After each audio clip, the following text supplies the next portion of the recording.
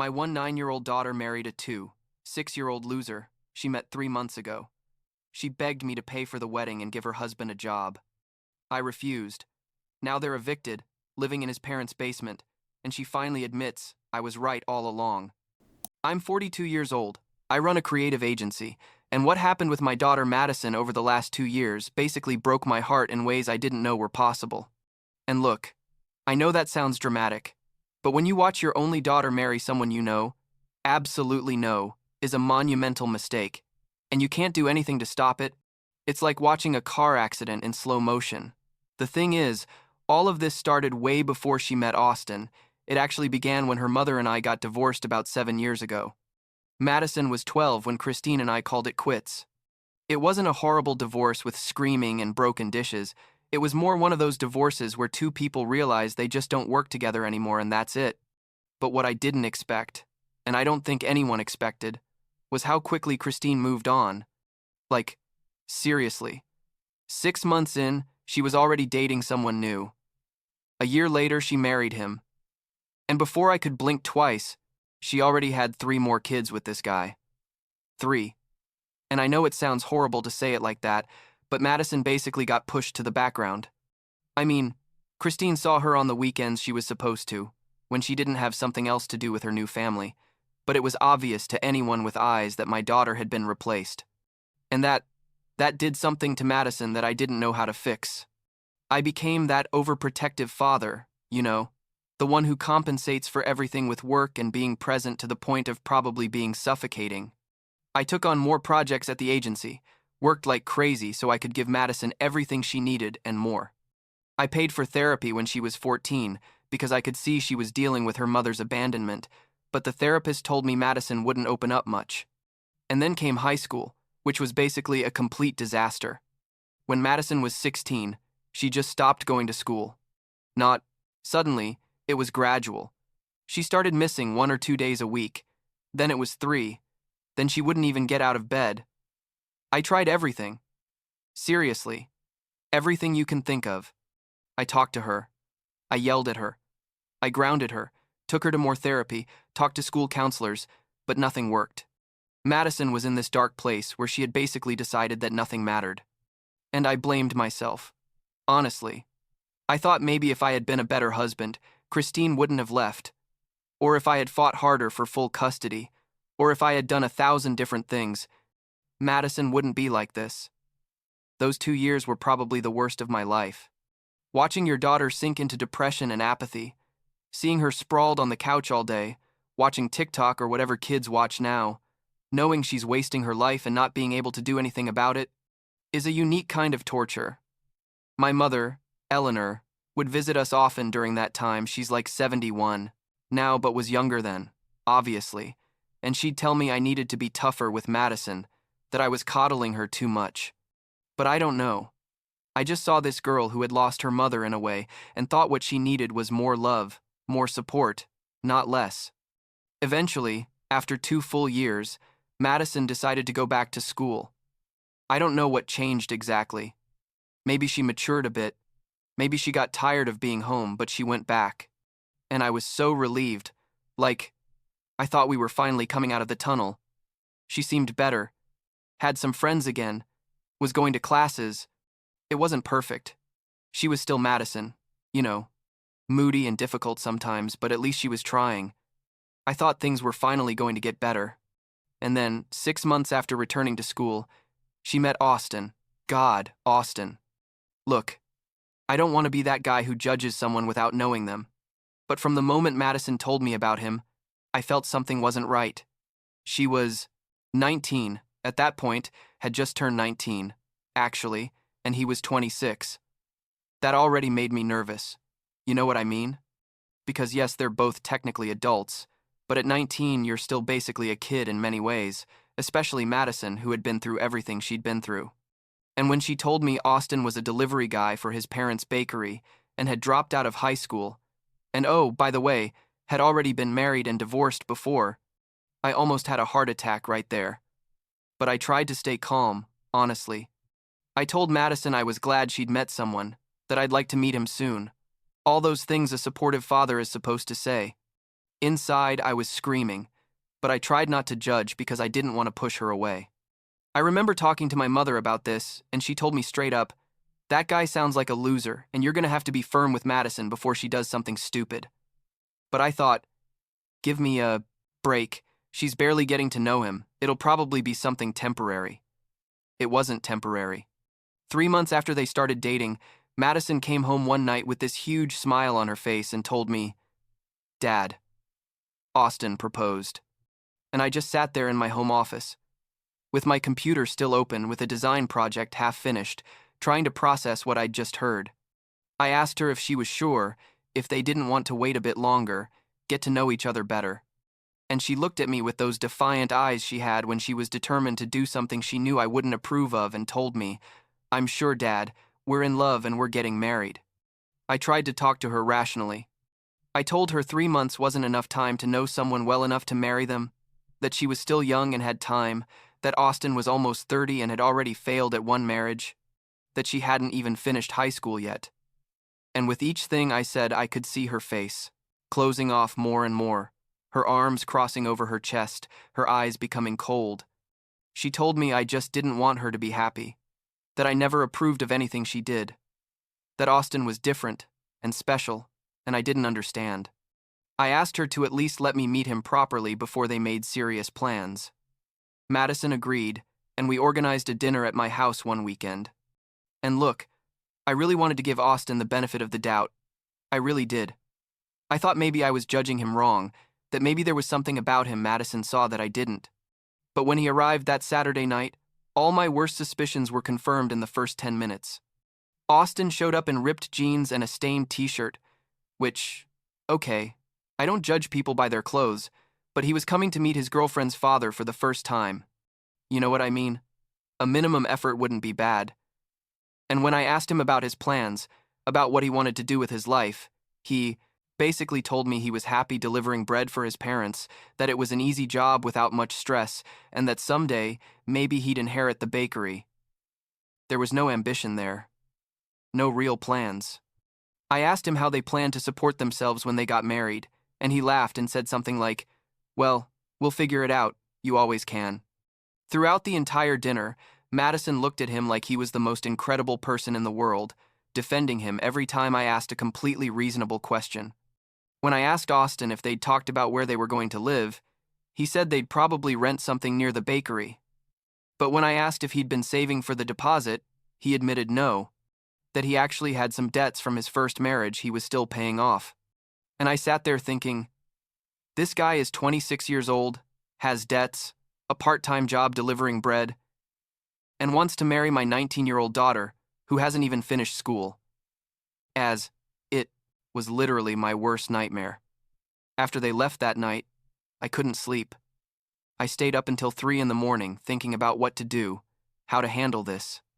The next day, I called Madison and told her we needed to talk. She came to the house, and I expressed all my concerns as calmly as I could. I told her Austin seemed like a nice guy, but that he clearly wasn't in a position to get married and support a family, that they barely knew each other, that she was so young and had her whole life ahead of her. I told her, if they really loved each other, what difference would 1 or 2 more years of waiting make?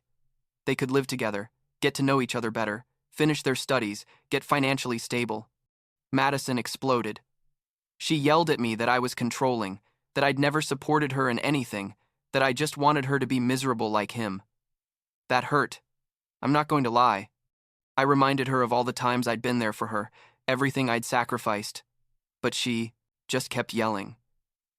Finally, she told me she was going to marry Austin, whether I liked it or not, and that if I couldn't support her, then I wasn't welcome at her wedding. And then she left, slamming the door so hard it made the windows shake. The following days were horrible. Madison wouldn't answer my calls or my messages. Finally, like a week later, I received a text message from her, telling me the wedding would be in 2 months, and that I definitely wasn't invited. She also told me she was going to return the credit card I'd given her for emergencies, because she didn't want anything from me. I sat there staring at that message, thinking about how we'd gotten to this point, and after talking it over with my mother, I made the decision to freeze the card before Madison returned it. If she was going to do this against my advice, I wasn't going to finance it. When Madison realized the card was frozen, she called me hysterical. She accused me of trying to sabotage her wedding, of being vindictive and cruel. I explained that it wasn't revenge.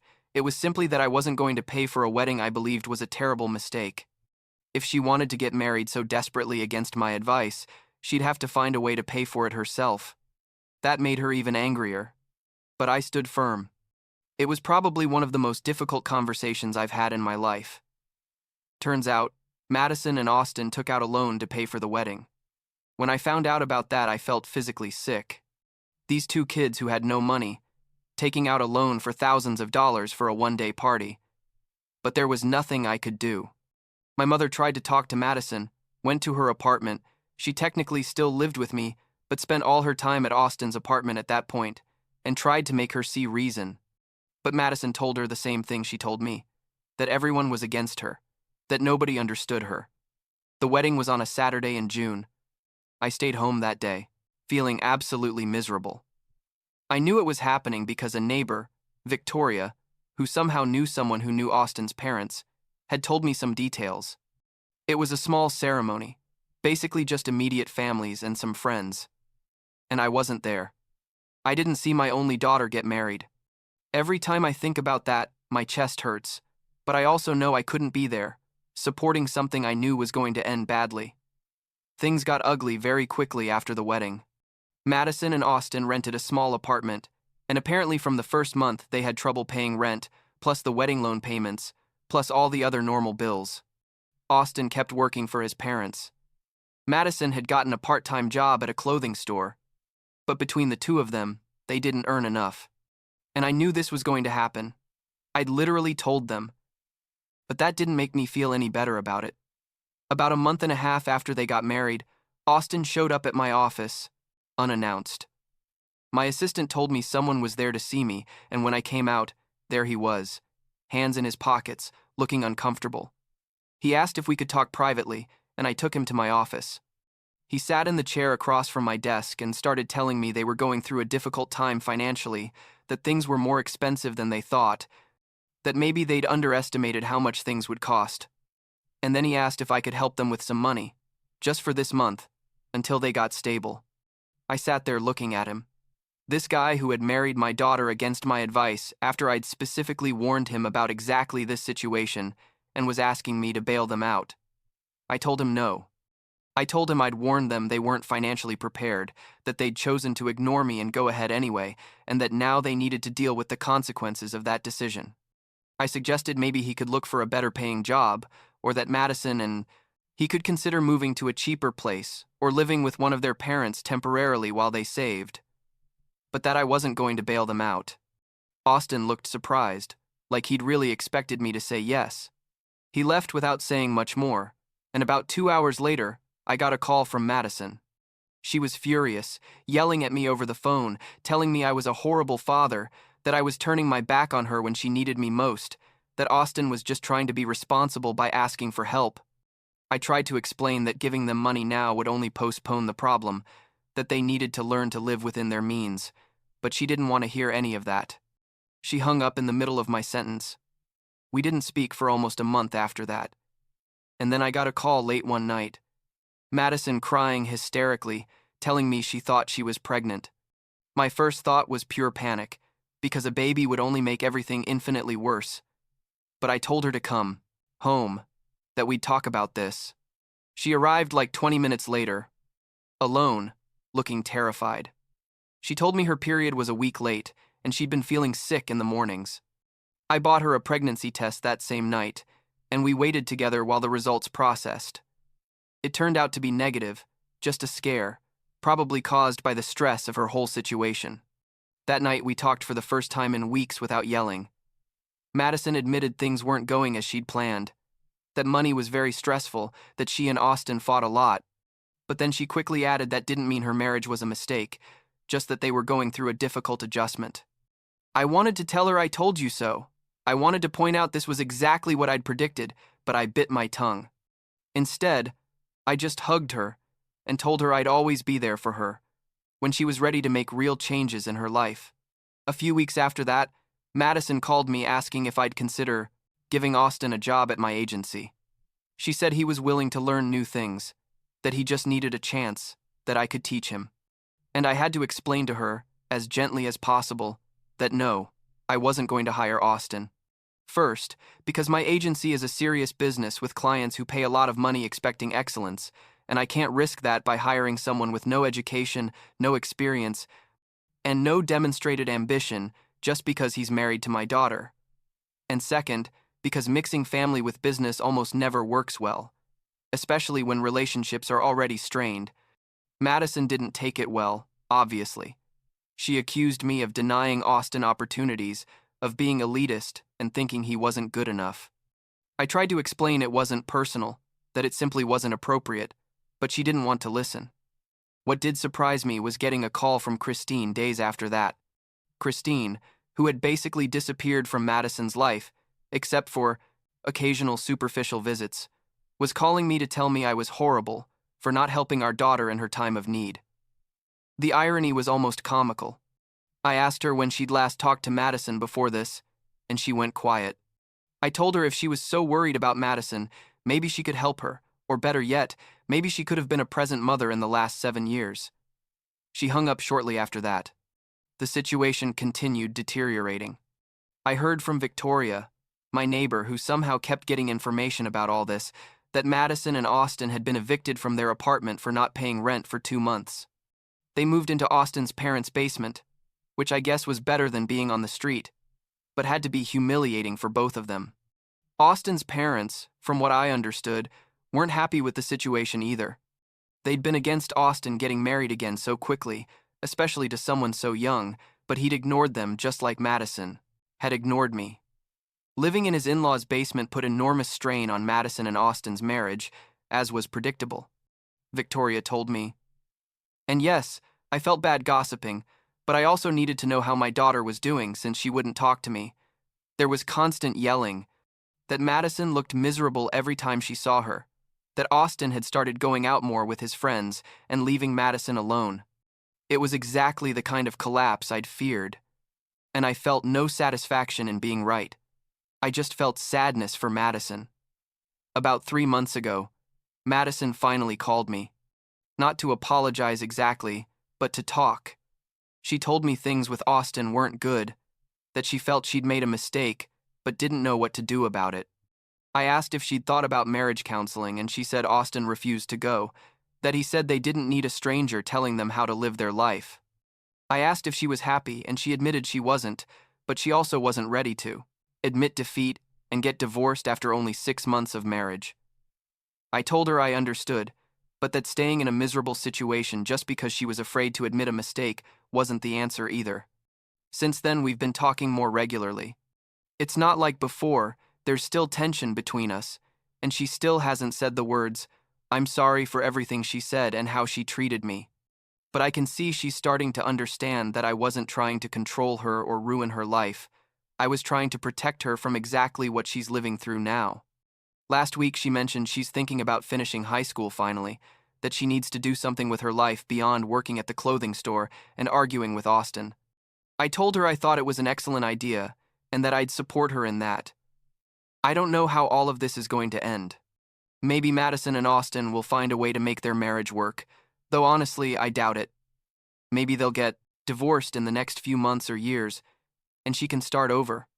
Maybe they'll stay together being miserable out of fear or habit, or some mistaken idea that divorce is giving up. What I do know is that this experience taught me that no matter how much you love your kids, no matter how much you want to protect them, there comes a point where they have to make their own decisions and live with the consequences. And it hurts. God, it hurts so much to watch your daughter suffer, especially when you warned her exactly what was going to happen. Sometimes, I wonder if I should have handled things differently. If I should have bitten my tongue and smiled at the wedding, if I should have given money when they asked, if I should have hired Austin just to make Madison's life easier. But deep down, I know that would have only delayed the inevitable and probably would have made Madison dependent on me instead of learning to support herself. Love sometimes means letting the people you love make mistakes and being there when they come to pick up the pieces, not preventing them from making the mistakes in the first place. Last night, Madison sent me a message asking if she could come to dinner this weekend. Just her. Without Austin. I said, yes, obviously. And I guess that's progress, right? Small steps forward, slowly rebuilding what was broken. It's not going to be easy, and it'll probably take a long time before our relationship is what it once was, if it ever is again. But I'm willing to try, because at the end of the day, she's still my daughter, and I'll love her no matter what, even when she makes the worst possible decisions.